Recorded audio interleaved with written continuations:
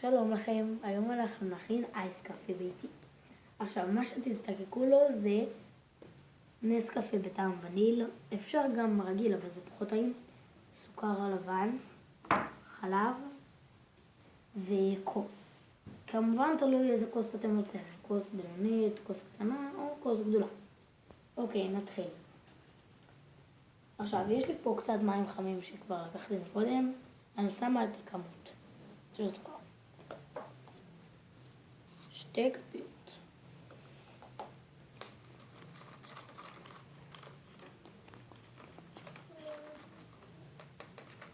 זה לכוס גדולה. 2.5 אבל. אחר כך שמים מהווניל.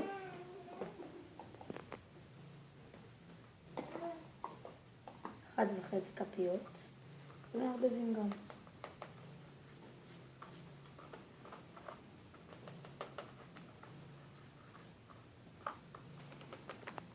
ושופכים הכוס.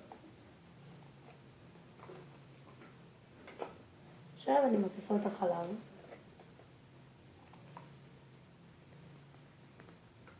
אני ממליצה לנער, אני כבר פשוט ניערתי ממנו קודם.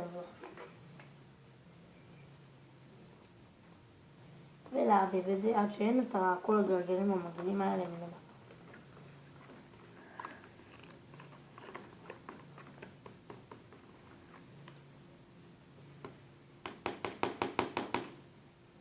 עכשיו, אחרי שסיימנו, אפשר לשים את זה במקפיא לבערך שעה, 40 דקות, ולא חייב להקפיא את זה, אפשר לשתות את זה ככה, אני הכנתי מראש, אני כבר אראה לכם.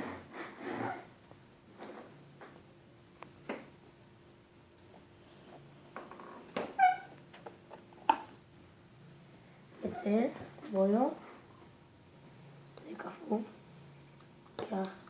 אפשר לסק את זה ולשתות את זה. תיאבון, ביי!